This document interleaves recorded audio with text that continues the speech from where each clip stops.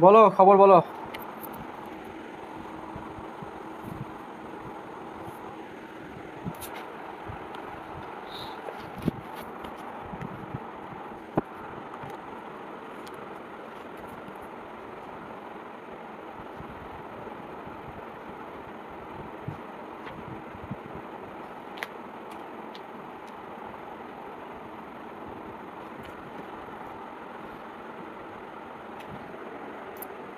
আমার কথা শোনা যাচ্ছে তো?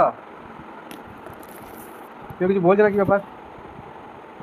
নেট তো দেওয়াই আছে, ডু নট ডিস্টার্ব ঠিকই আছে।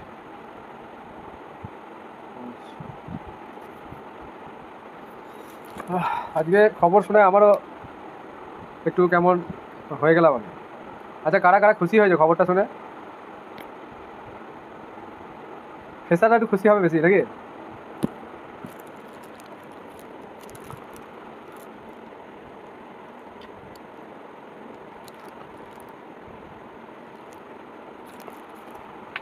আচ্ছা, আমি কারো ভয়েস পাচ্ছি না, বন্ধ করা দিবি?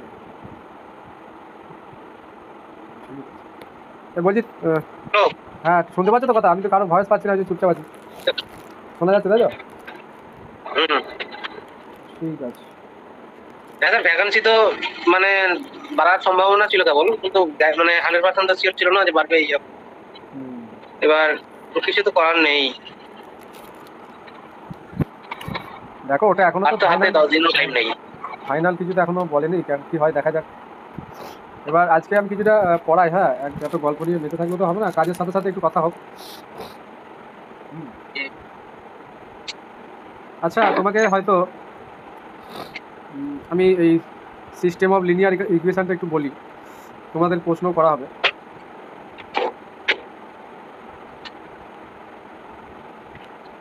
এখান থেকে কোশ্চেন ধরতে পারে, বুঝলে?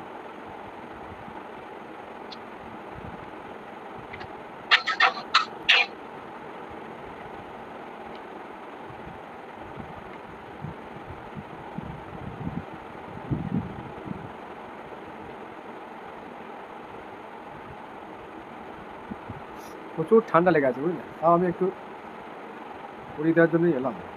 এই জায়গাটা বলা হয় না, এখানে মনে হচ্ছে এখান থেকে কোশ্চেন ধরতেও পারে, ইন্টারভিউ রিলেটেড কোশ্চেন এখান থেকে ধরতে পারে। আচ্ছা, এটা two variable system of linear ইকুয়েশনের এক্সাম্পল দাও তো।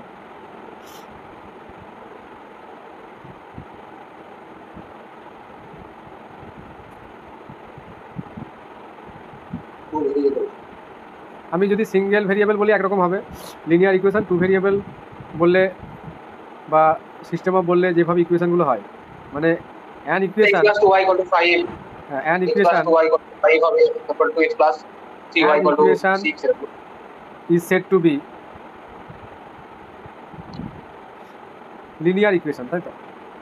ফার্স্ট লিনিয়ারে যাই, linear equation if linear equation in two variable বলছি,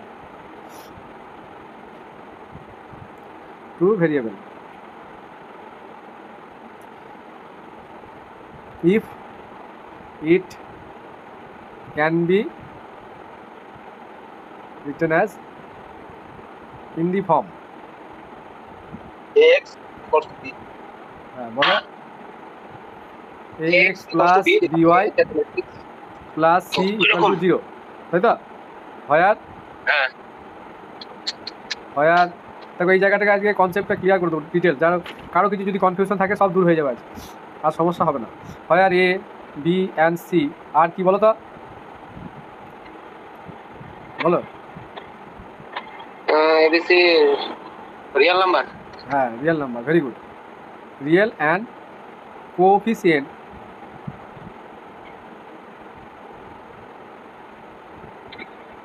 of x, y and t,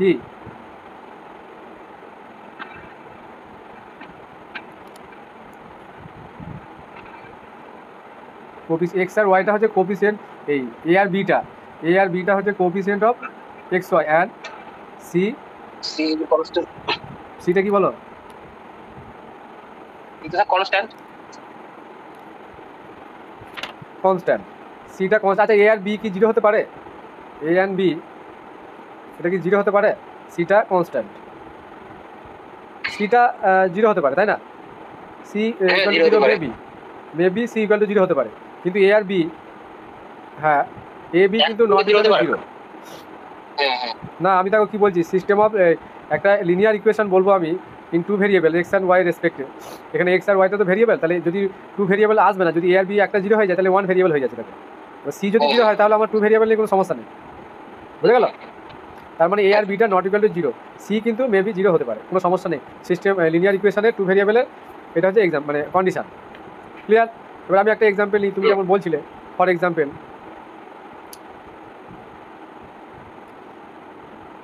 আমি ধরো 10x plus 4y equal to 12 আর x minus 5y equal to 2, এরকম দুটো ইকুয়েশন আমি এক্সাম্পল দিলাম। এগুলোকে সিস্টেম অফ ইকুয়েশন, এটা টু ইকুয়েশন টু ভেরিয়েবল, ঠিক আছে? তাহলে এগুলো সব লিনিয়ার ইকুয়েশন, ঠিক আছে? লিনিয়ার ইকুয়েশন এগুলো আমরা ক্লাস 9 থেকে পড়েছি, দেখবে। স্যার কোএফিসিয়েন্টগুলোকে কন্টিনিউয়াস নিলে কি ঘটবে? বলছে এনি পেয়ার অফ, দাঁড়াও আরেকটু বলে নিই, এনি পেয়ার অফ, আমি যখন বলবো তোমরা কোশ্চেন করার জন্য তখন বলবে, হ্যাঁ? Any pair of X and Y satisfy the equation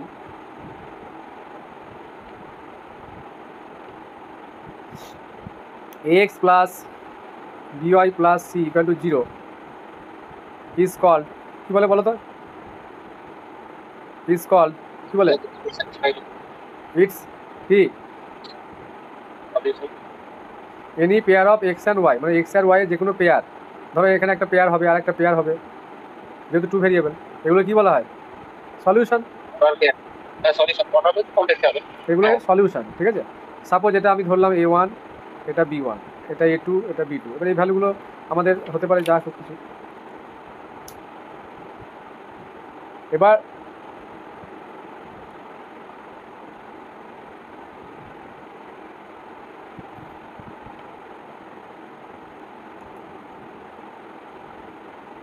দেখো বলছে এই জায়গাটা একটু বলি, এটা জানার প্রয়োজন আছে, মানে সব কিছু তো স্কুল লেভেলে জানা হয় না, কিছু জিনিস দেখবে আমাদের জানার অজানা থেকেই যায়। বলছে দ্য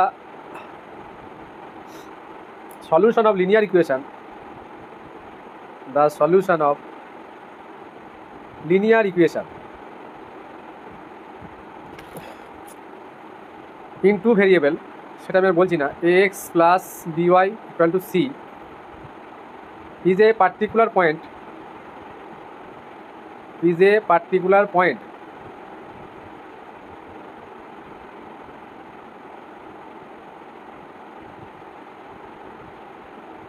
in the graph। এই পয়েন্টগুলো যখন আমরা গ্রাফে ড্র করি, is a particular point in the graph, দেখবে আমরা ক্লাস 9-এ এই ধরনের ইকুয়েশনের গ্রাফ ড্র করতাম, ইন দ্য গ্রাফ, ছক কাগজে। such that, যাতে করে, such that when x coordinate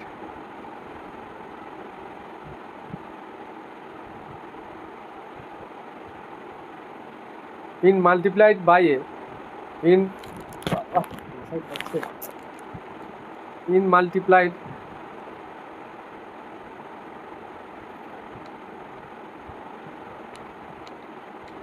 by a, কেন ভুল লিখলাম, multiplied by a constant, multiplied by a constant বা রিয়েল ভেরিয়েবল যেটাই বলি a, and y coordinate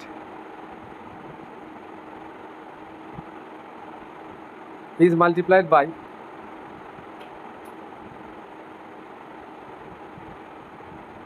b, এটা a এটা b, then the sum of these two variable, then the sum of these two, then the sum of these two values হবে এটা, two values with c, টাকে নিলাম with c, কি হবে বলতো? will be কি হবে? equal to জিরো হবে না?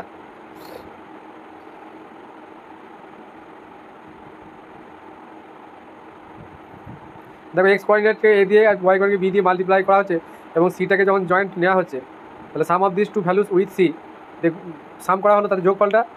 এবার সিটাকে যদি জয়েন করে নিই তাহলে কী হয়ে যাচ্ছে? Will be equal to zero. মানে এখানে সিটা আমি বাঁ দিকে রাখছি ইকুয়াল টু জিরো। ঠিক আছে, এই লেখাটাকে এখানে ব্যাখ্যাটা দেওয়া হলো। বেশ, এইবার আমি সিস্টেম অফ লিনিয়ার ইকুয়েশনে চলে আসি। তাহলে এবার আমি প্রশ্ন ধরবো, the system of equation a1x b1y plus c1 equal to zero, আর একটা and a2x b2y plus c2 equal to zero are call. এটা হচ্ছে সিস্টেম অফ ইকুয়েশন। তাহলে এই দুটোকে আমরা কি বলবো? Are call system of linear equation, মানে একঘাত সমীকরণ উইথ টু ভেরিয়েবল।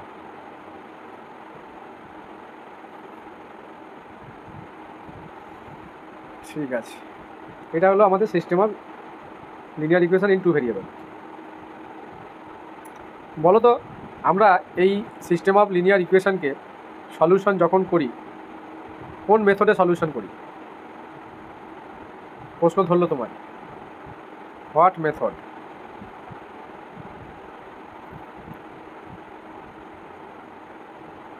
বলো। এলিমিনেশন মেথড হতে পারে, তারপরে ক্রস মানে হ্যাঁ, এটা মেথডটা হচ্ছে অ্যালজেব্রিক মেথড। এটা হচ্ছে অ্যালজেব্রিক মেথড, বীজগাণিতিক পদ্ধতি। এবার আমি তোমাকে জিজ্ঞাসা করবো সেই কতগুলো পদ্ধতি আছে বলো যাতে করে এই ধরনের ইকুয়েশনগুলো আমরা সলিউশন করি, system of linear equation in two variable. সেই মেথডগুলো কটা মেথড আছে বলতে পারবে? তোমাকে জিজ্ঞাসা করলো। একটা অপনয়ন, তারপরে তুলনামূলক, তারপরে ক্রস মাল্টিপ্লিকেশন, যেটা তিনটে। আর টোটাল কটা আছে বলো তো?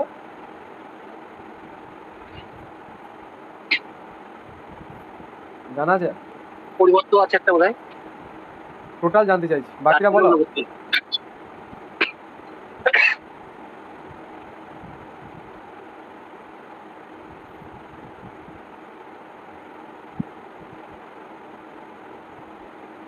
অপনয়ন, তুলনামূলক, পরিবর্তন আর ক্রস মাল্টিপ্লিকেশন। এটা মাধ্যমিক লেভেলের চাকরি আছে, তাই না? হ্যাঁ, চারটেই তো। মেথড অফ কম্প্যারিজন, তাই তো, তুলনামূলক। ফার্স্টে হচ্ছে মেথড অফ, হ্যাঁ, মেথড অফ কম্প্যারিজন মানে তুলনামূলক পদ্ধতি, মানে দুটো ইকুয়েশনকে তুলনা করলে দিয়ে যে মেথডটা আছে। তারপরে মেথড অফ সাবস্টিটিউশন, পরিবর্তন পদ্ধতি। 3 নম্বর মেথড অফ এলিমিনেশন, যেটা অপনয়ন বলি আমরা, যেটা ফেমাস মেথড অফ এলিমিনেশন। আর 4 নম্বর হচ্ছে মেথড অফ, যেটা সব থেকে তাড়াতাড়ি হয়, মেথড অফ ক্রস মাল্টিপ্লিকেশন।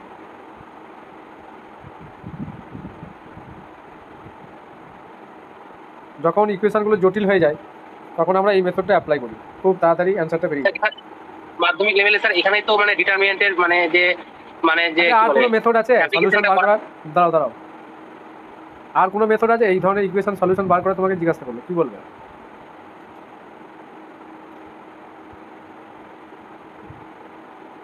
বলো, আমি ধরবো এবার।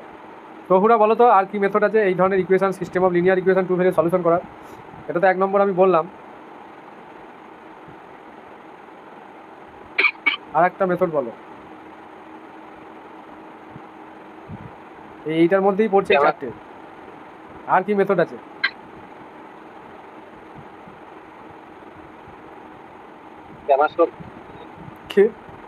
না এই দেখো ভুলে গেছি। রনক, সুমন, মনিরা, অঙ্ক বলো, অঙ্ক।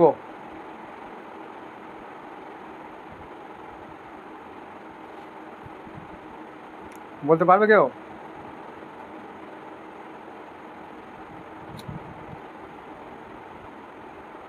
হ্যাঁ কি না দাও?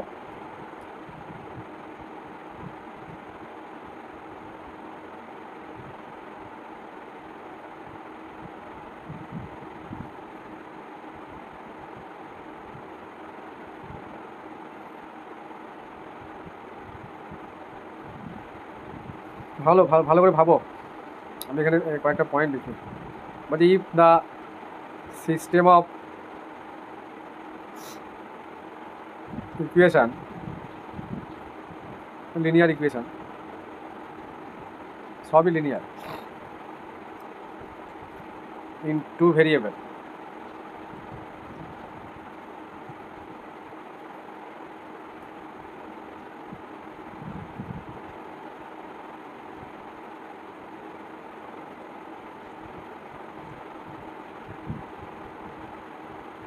two variable have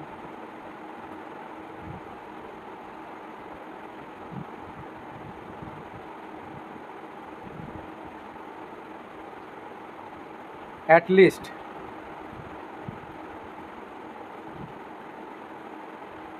one solution.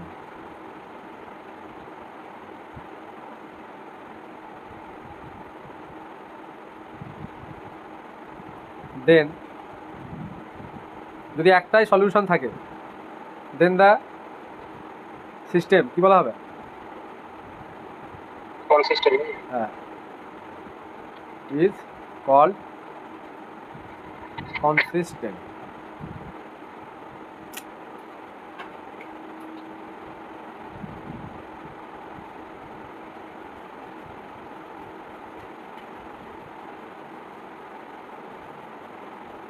আর যদি নো সলিউশন হয়, এগুলো বাকিটা সেম লিখতে হবে, হ্যাভ নো সলিউশন।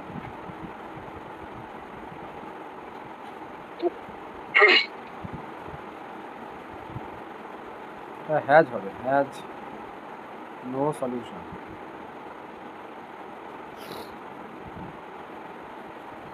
তাহলে কি বলবো? ইনকনসিস্টেন্ট।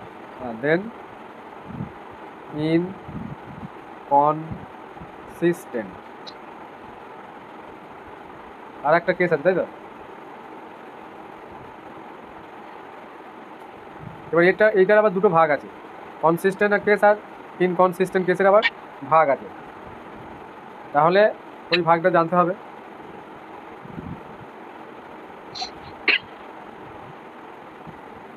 আচ্ছা, ইউনিক সলিউশনের ক্ষেত্রে আমি একটা কন্ডিশন জিজ্ঞেস করবো। কনসিস্টেন্ট মানে ইউনিক সলিউশনের কেসগুলো আসবে। ইউনিক সলিউশন আর ইনফাইনাইট নাম্বার অফ সলিউশন, তাই না? আচ্ছা, ইউনিক সলিউশন কন্ডিশন বলো। এই ইকুয়েশনের মানে একটাই সমাধান থাকবে। আমি এখানে ইকুয়েশনটা লিখছি।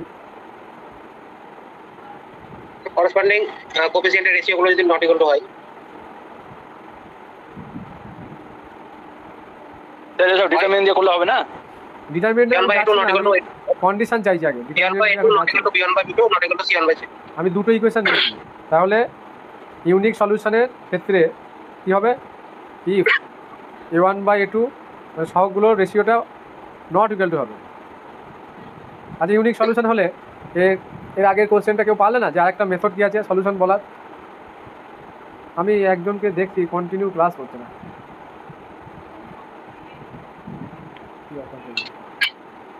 কোথায় যে থাকে।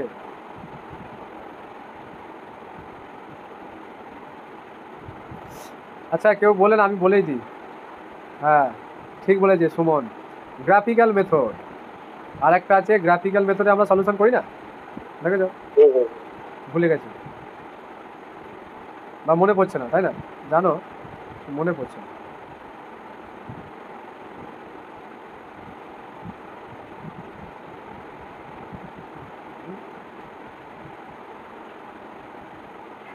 তাহলে এইটার গ্রাফ কি হবে তোমাকে যদি বলে ইউনিক সলিউশন, এই ইউনিক সলিউশন বলে এই গ্রাফটা বলতে পারবে? স্যার হ্যাঁ, বলছিলাম ওই জায়গাটা যেটা বলেন গ্রাফিক্যাল, আর আমি তো ওটাকে ডিটারমিনেন্ট দিয়ে ক্যামেরা রুল দিয়ে করলে হবে, করা যাবে না? এটা ডিটারমিনেন্ট কি লিখবে? 2/2 অর্ডার হবে, 2/3 অর্ডারে একটা ডিটারমিনেন্ট পাবে। দুটো ইকুয়েশন আছে, কেন ওইদিকে ওটাকে ডান দিকে নিয়ে গিয়ে করে নিলাম। কি করে নিল? এটা নন হোমোজেনিয়াস। তুমি যেটা বলছো হবে হবে না তা নয়। বেশ, তুমি ক্লাস 9 লেভেল পড়াচ্ছি, তাকে ওই লেভেলে যাচ্ছি না এখন, বুঝলে? আমি এটা ক্লাস না না, যদি পড়াচ্ছি। 9 লেভেলের কোশ্চেন করবে, আবার গ্রাজুয়েশন লেভেলে চলে যাবে। যদি দেখা গেল যে এটুকু বলার পর বলছে আর কোনো প্রসেস আছে কিনা, এরকম যদি জিজ্ঞাসা করে তখন হ্যাঁ বলে দেবে তোমারটা ঠিক আছে তো, বলছি তো হবে। আচ্ছা বেশ, এটার এই গ্রাফটা বলো, কিভাবে গ্রাফ আঁকবো ইউনিক সলিউশনে, ছবিটা বলো।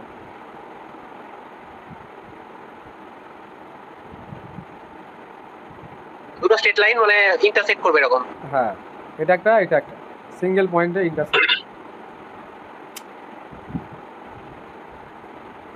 এগুলো কনসেপ্ট রাখতে হবে, তাহলে সেটা হচ্ছে এই পয়েন্টটা হবে সাপোজ, তাহলে এটা একটাই পয়েন্টে ইন্টারসেক্ট করছে, তাহলে ইউনিক সলিউশন। নেক্সট, আচ্ছা ইনফাইনাইট নাম্বার সলিউশন পাবো কখন? ওগুলো সমান হবে, এগুলো নট ইকুয়াল টু না হয় সমান হবে। ইনফাইনাইট নাম্বার, অসংখ্য সমাধান, infinite number of solution. Condition বলো। a1/2 equal to b1/b2 equal to c1/c2।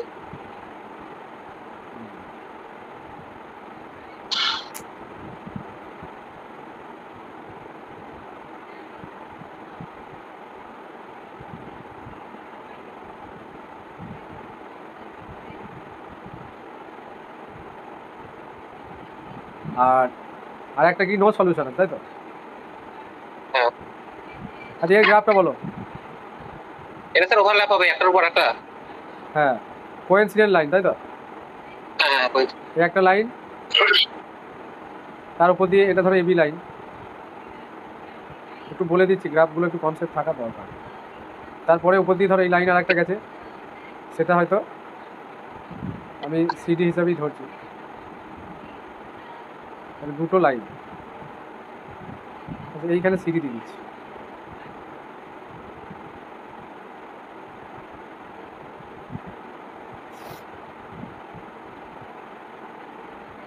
No solution, এই নো সলিউশনে অনেক সময় ভুলটা হয়। নো সলিউশনের কন্ডিশন বলো। প্রথমত a1/2 equal to b1/b2 not equal to c1/c2। হ্যাঁ, if a1/a2 equal to b1/b2 but not equal to c1/c2। ছবি বলো, ফিগারটা বলো কেমন গ্রাফ। এটা প্যারালাল স্ট্রেট লাইন হবে দুটো।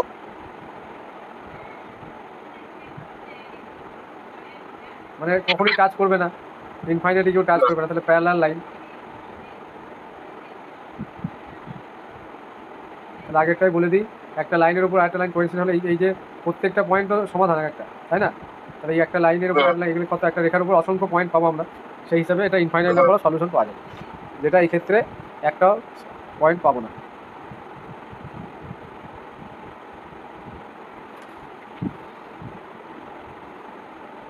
এবার কারো কিছু প্রশ্ন থাকলে এই রিলেটেড বলো।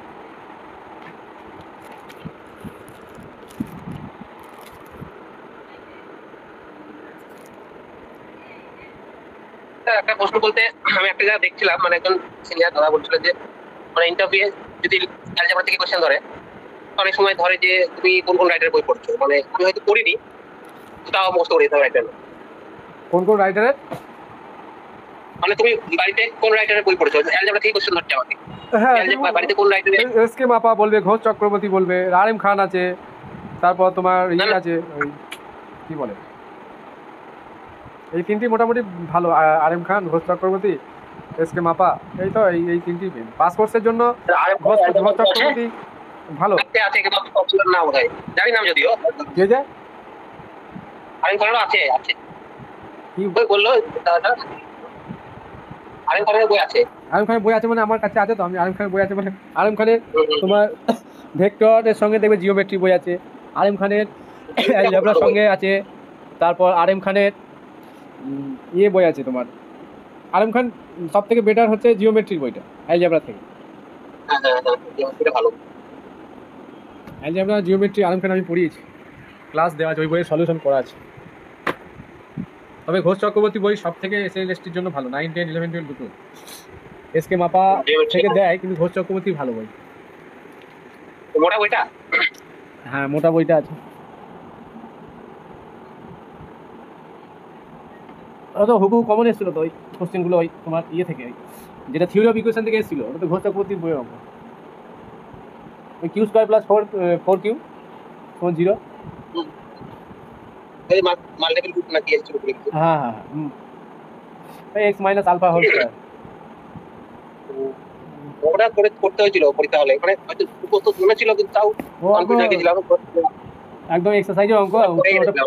ওই কোশ্চেনটা বইয়ে এক্সারসাইজে প্রুফ দ্যাট দেখানো আছে, বুঝলে? ওইটা থেকে দিয়ে দিয়েছে, ওটা ঝামেলা নেই। প্রশ্নটা ওই সব প্রশ্ন দেবে, তবে তো অ্যান্সার নিয়ে কোনো কনফিউশন থাকবে না, কারণ ওগুলো কোনো একটা জায়গায় পাওয়া যাবে। কারণ কিছু কোশ্চেন করেছে যেগুলো ডাউট তৈরি, যখনই কোশ্চেনকে মডিফাই করে বা ভেরিফাই করে দেওয়া হবে না, তখন সব কিছু চিন্তা ভাবনা করে দিতে হবে। কিছু একটা ফাঁক ফোকর রয়ে যাওয়ার জন্যই more than one option answer হয়ে যায়, বুঝলে? কোশ্চেনটা তৈরি করতে গিয়ে, ভেরিফাই করতে গিয়ে একটু সাজাতে গন্ডগোল হয়ে যায়, কোনো একটা কিছু দেখবে মিস হয়ে যায়, যেটা ভালো করে যাচাই করে নিতে হবে।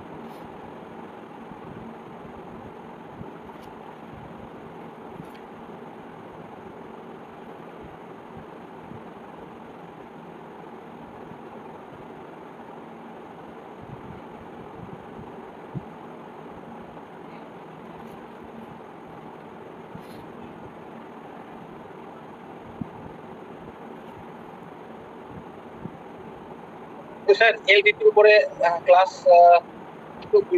অ্যাপে আছে, এলপিপি সেকশনে যাবে, ওখানে দেখবে ক্লাসগুলো সব দেওয়া আছে, ডিটেলস ভালো করে বুঝিয়ে দেওয়া আছে। হ্যাঁ, ওইগুলো নতুন করে পড়াতে গেলে বাকি জায়গাগুলো বাদ, আর পড়ানোর সময় হবে না, বুঝতে পেরেছো? ট্রিটমেন্ট অ্যাপেই দেওয়া আছে, দেখবে। আচ্ছা, ওগুলো কি ক্লাস ডিনামিক্সের রাইটার যেটা, মানে তথ্য জানা তো আছেই, খবরের বই আগামগুলিও আছে, আর মানে ভালো বলতে আরও রাইটার আছে তো, দাঁড়াও আমি বলছি তোমায়। ওটা হচ্ছে আর রাইটার আছে বই, আমি বলছি, দাঁড়াও 1 সেকেন্ড, আমাকে একটু মনে করতে দাও। ওটা হচ্ছে ডিফারেন্সিয়াল ইকুয়েশনের হিউজ অঙ্ক করা আছে, এমএল খান্না, বুঝলে? এমএল খান্না, তো খান্না। আচ্ছা আচ্ছা, এমএল খান্না তোমার রিজিড ডিনামিক্সের হিউজ অঙ্ক করে দেওয়া আছে, বুঝলে? তারপরে তোমার মতিউর রহমান, এই ওটা কি গো, S A Molla, Matiur Rahman, rigid dynamics. আচ্ছা, ওইগুলো কি আমাকে লিস্ট করে কি দিয়ে দিতে হবে নাকি গ্রুপে? স্যার ঘরে কোশ্চেনগুলো ভালো হবে, জিজ্ঞাসা করবে। জিজ্ঞেস করে, আমি আপনাকে ধরেছিল বলতে আমাকে সব রাইটারের বই আছে। তোমার এলপিপির উপর যদি বলে দুটো করে স্যার দিতে না, খুব ভালো হয়। এরকম প্রশ্ন বেশি না করে দুটো করে দেন, বেশি করে না করে দুটো করে। বেশি দুটো থাকবে না অত কিছু, পিএম কারো, আননোন সেগুলো। তারপর অ্যালজেব্রা, ইয়ে বই আছে তোমার, কি বলে ওটা, অ্যালজেব্রা, দাঁড়াও, লিনিয়ার অ্যালজেব্রা স্পেশাল বই আছে। তারপর ক্যালকুলাসে তোমাদের তো মোটামুটি ঘোষ মাইতি জানো, দারুণ বই আছে মোটা, ঘোষ মাইতি, তারপরে মাইতি বন্দ্যোপাধ্যায়, অরুণ মুখার্জি বই তোমার ভালো, এই calculus, differential equation, differential calculus, LPP, LPP Arun Mukherjee, তারপরে পিএম কারক, এদের বইগুলো ভালো। পিএম কারকটা আছে আমাদের, সবুজ কালার দিয়ে মলার দেওয়া বইটা।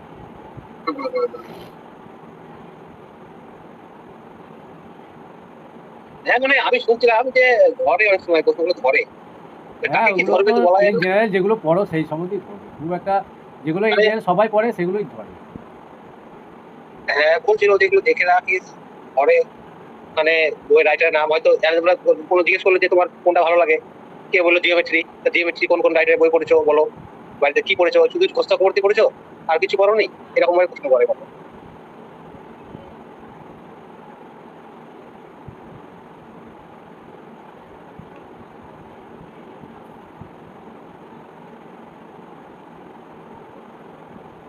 But if the system of equation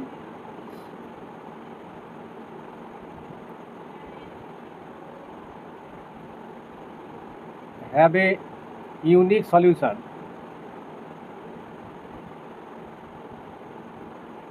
then the graph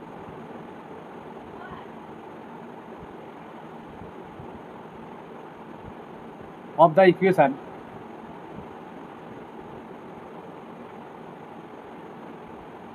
intersect, তাই তো? ঠিক বললাম? 2 নম্বর যেগুলো গ্রাফ আঁকলাম সেগুলি বলছি, have an infinite solution, then the graph of the equation coincide.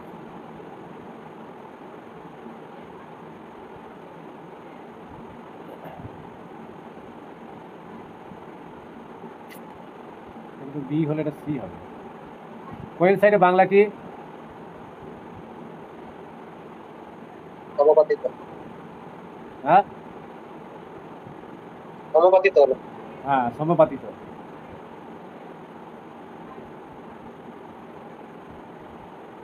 আচ্ছা গেজেট দিয়ে যেটা বলা হচ্ছে, গেজেটে বলা আছে যে গভর্নমেন্ট বা গভর্নমেন্ট স্পন্সর বা গভর্নমেন্ট অ্যাডেড স্কুলগুলোর যারা টিচার তারা নাম্বার পাবে এক্সপিরিয়েন্সে, তাই তো?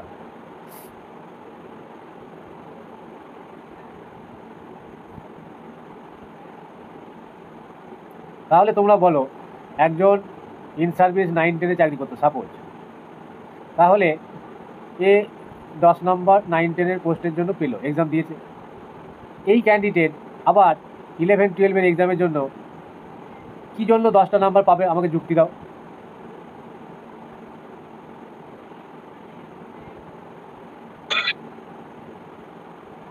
যদি না ওর তো করোনা এক্সপেরিয়েন্স আছে।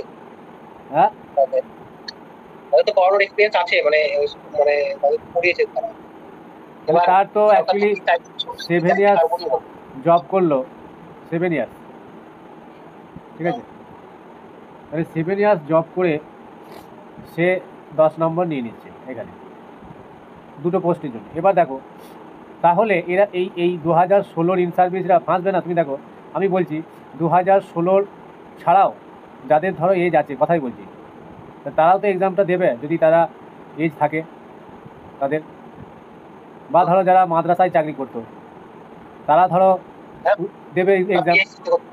হ্যাঁ তাহলে এদের সবাইকে নাম্বারগুলো যদি দেয় এরাই তো ফেসে যেতে পারে, 2016-র ইন সার্ভিসরাই তো ফেসে যাবে নিজেদের পোস্টই। তাহলে দেখা গেলো এদের থেকে এখানে তো হিউজ ক্যান্ডিডেট থাকতে পারে, এখানে তো আমি বলছি কম করে 1000 ক্যান্ডিডেট থাকতে পারে, তাই না? সেটাই বলা, কারণ এদের সবার এজ আছে। ওটা নিয়ে কেস হয়েছে স্যার। হ্যাঁ ওটা নিয়ে ইন সার্ভিসরা পিজি টিচাররা কেস করেছে যে বাকি আদার্সরা কেন পাবে না, বাকি আদার্স নয়, আমরা পিজি আছি, পিজিতে পাবো, যারা 9-10 আছে তারা 9-10 পাবো, ওদের মধ্যে তো দ্বন্দ্ব শুরু হয়ে গেছে আবার। হ্যাঁ হ্যাঁ ঠিকই তো, ওরা তো ঠিকই বলছে ওটা। তো এটা তো পরিষ্কার ভাবে লিখে দেওয়া দরকার ছিল গেজেটে, এরকম ভাবে অস্পষ্ট গেজেটের জন্য তো কেসগুলো পাই। এরকম পরিষ্কার ভাবে লিখে দেওয়া হবে না, আলটিমেটলি কিছু হবে না, সরকার বা কমিশন যেটা চাইবে সেটা হবে ফাইনাল ডিসিশন। এখন সুপ্রিম কোর্ট হাইকোর্ট রায় আসছে, কেসের উপর কেস থাকবে। কেস চাপলেও তো তাই তো দেখতে পাই, কেস উইথড্র করে নিচ্ছে, কেস সুপ্রিম কোর্ট থেকে খারিজ করে পাঠিয়ে দিচ্ছে। সুপ্রিম কোর্টও বিরক্ত হয়ে গেছে, এ মেটাতে চাইছে তাড়াতাড়ি। তাহলে যদি ইন্টারসেক্ট না করে তাহলে লাইন দুটো প্যারালাল হবে। এখান থেকে কিন্তু কোশ্চেন ধরতে পারে যে দুটো লাইন ইন্টারসেক্ট করলো না, তাহলে লাইন দুটো গ্রাফিক্যালি কী হবে, এই কনসেপ্টগুলো রাখতে হবে, basic concept.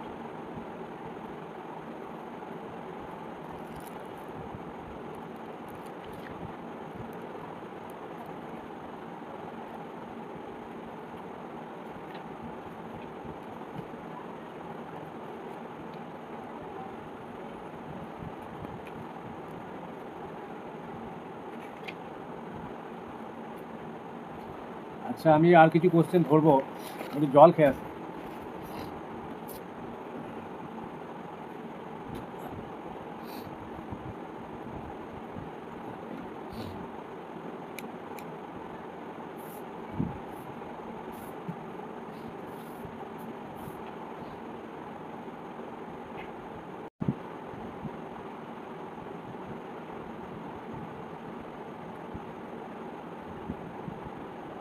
Mean and average, গড় এবং কি অ্যান্ড লিখলাম হচ্ছে মিন অর অ্যাভারেজ।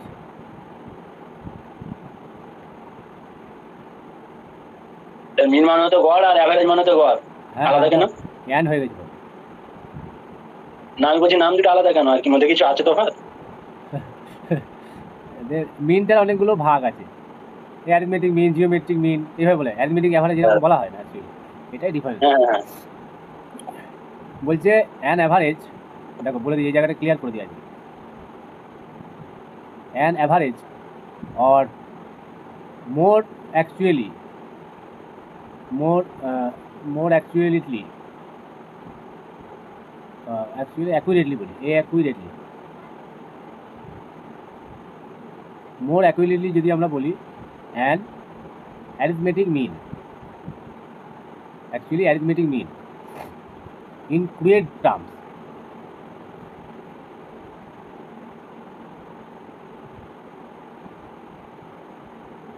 এটা M, the sum of n different data, n different data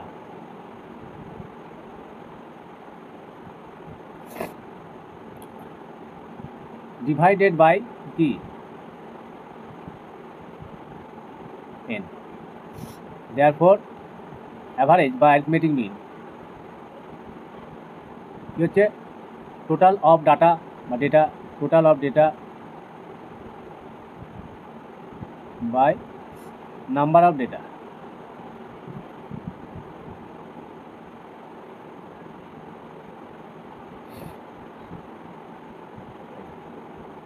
এবার এখান থেকে ক্যালকুলেশন করা যায়, এটাকে যদি আমরা এক্স নিই, এটাকে ওয়াই নিই, এটাকে হয়তো সাপোজ এ নিলাম, তাহলে A equal to x by y, this implies x equal to A into y. তার মানে কি হলো, এক্সটা কী ধরেছিলাম total of data equal to average into number of data.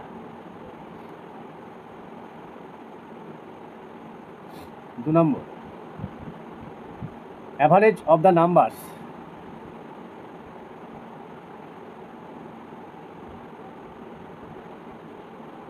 which are in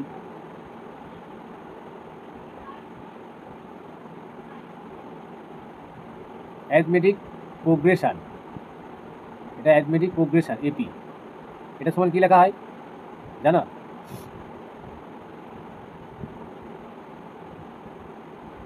half into first term plus last term, tail. তোমাকে জিজ্ঞেস করলো average of first in natural number বলো।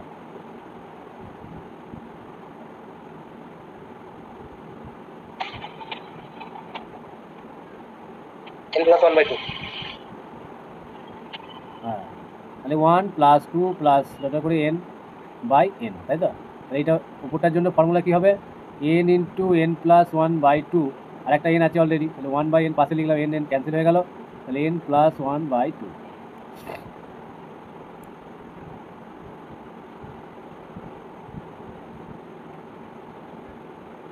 এবার বলছে average of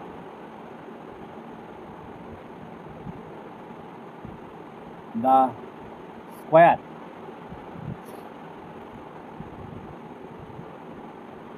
of first n natural number,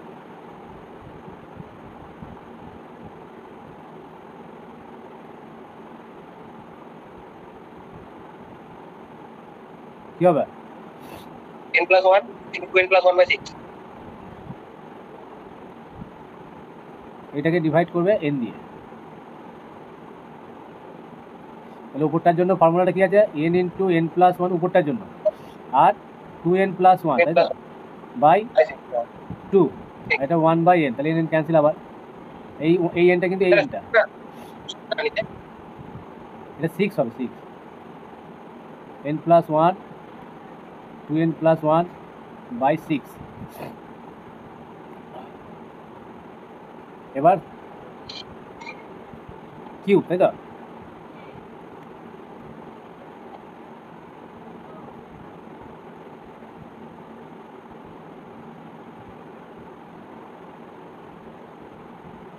average of the cube মানে ঘনগুলো of first n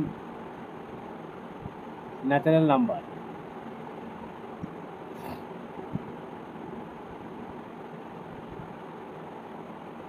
তাহলে average গড় যেহেতু বলছি তাহলে n দিয়ে ডিভাইড হবে, উপরটার জন্য n into n plus 1 by 2 তার হোল স্কোয়ার নাকি, আর এই nটা 1 বাই n আকারে লিখছি, তাহলে n square into n plus 1 এর স্কোয়ারটা ভেঙে দিচ্ছি, নিচে 4, আচ্ছা এটা 1 বাই n, তাহলে একটা n ক্যান্সেল হয়ে যাবে, তাহলে এই এনটা ক্যান্সেল হয়ে গিয়ে একটা থাকছে।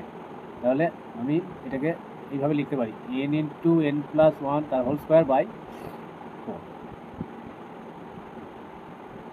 আচ্ছা এইটা বলো, average of first n odd number. এনই হবে sir.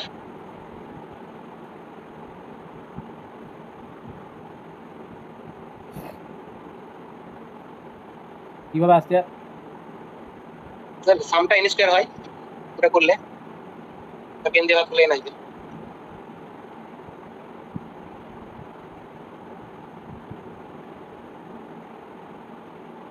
First term last term. হ্যাঁ, উপরটা কি হয় বলো তো? N by two n by two into a plus last term. N কটা এখন 2n আছে, n এর সংখ্যা 2n, 2n সংখ্যক আছে, A plus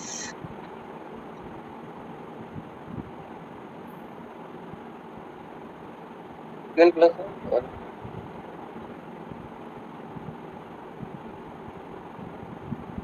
1 by 2 2n minus, হ্যাঁ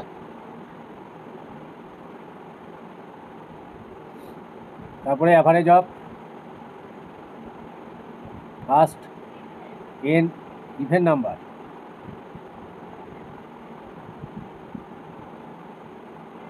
এটা হবে এন প্লাস ওয়ান হয়ে যাবে। দেখাচ্ছি কটা বাজলো দেখি,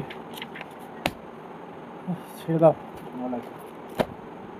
ক্লাস দেখছো? আর ডেমোগুলো দাও, পাঠাও, আজকে যদি না হয় কালকে দিয়ে দিও।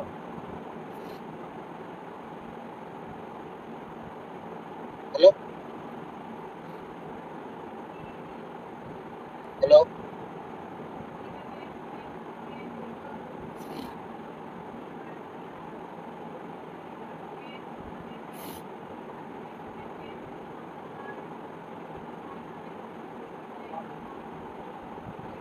চলো ঠান্ডাও লেগেছে, আসতাম না।